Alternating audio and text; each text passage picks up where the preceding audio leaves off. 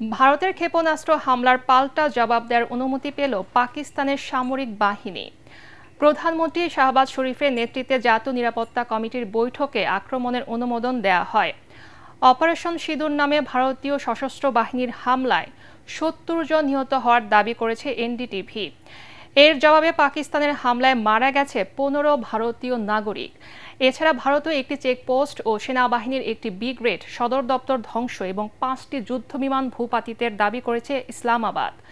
এদিকে আজাদ কাশ্মীরের সফল অভিযানের জন্য ভারতীয় সামরিক বাহিনীকে ধন্যবাদ জানিয়েছেন ভারতের প্রধানমন্ত্রী নরেন্দ্র মোদী। বিস্তারিত শরীফুল ইসলামের প্রতিবেদনে।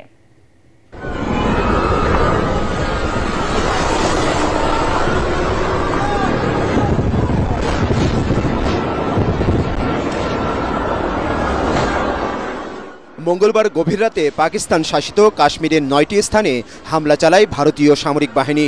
মাত্র ২৫ মিনিটে তারা অন্তত ২৪টি ক্ষেপণাস্ত্র ছোড়ে পাকিস্তানে। ভারতের ৩ বাহিনীর এই আক্রমণ আকাশ প্রতিরক্ষা ব্যবস্থার মাধ্যমে শক্তভাবে প্রতিরোধ করে পাকিস্তানের সশস্ত্র বাহিনী।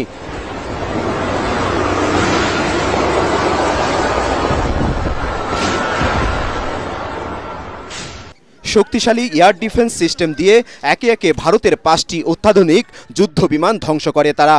যদিও ভারতের কর্মকর্তারা বলছেন এই হামলায় তাদের ৩টি বিমান বিধ্বস্ত হয়েছে। ভারতীয় সশস্ত্র বাহিনীর দাবি, জম্মু কাশ্মীরে সন্ত্রাসীদের ঘাঁটি লক্ষ্য করে হামলা চালিয়েছেন তারা। বেসামরিক নাগরিক তাদের টার্গেট নয় বলেও জানান অপারেশন সিন্দুর এই কমান্ডার।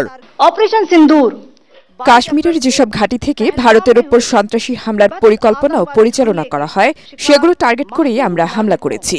আমাদের এই অভিযান সুনির্দিষ্ট ও সীমিত, কোনো পাকিস্তানি সামরিক স্থাপনা লক্ষ্যবস্তু করা হয়নি। 9 টেররিস্ট ক্যাম্পস কো টার্গেট কিয়া গয়া।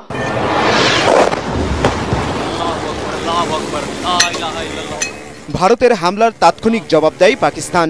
ভারত শাসিত কাশ্মীরের দুধনিয়াল চেকপোস্ট ও সেনাবাহিনীর একটি ব্রিগেড সদর দপ্তর ধ্বংস এবং ৫টি যুদ্ধবিমান ভূপাতিত করে পাকিস্তানের সামরিক বাহিনী।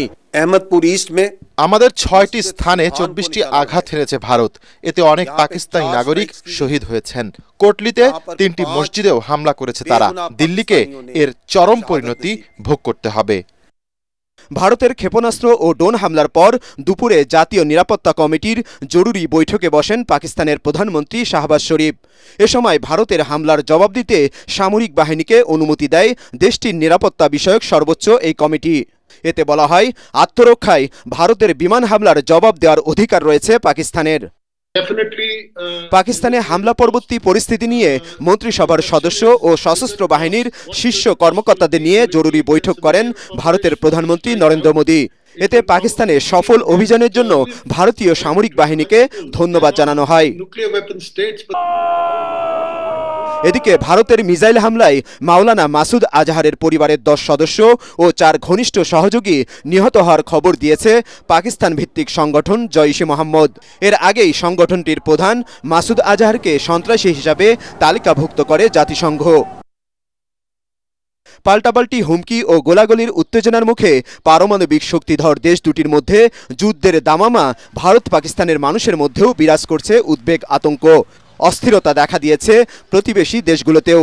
তবে জানমালের নিরাপত্তা, ক্ষয়ক্ষতি ও শান্তি প্রতিষ্ঠার স্বার্থে আলোচনার মাধ্যমে সংঘাত বন্ধের প্রত্যাশা উভয় দেশের নাগরিকদের।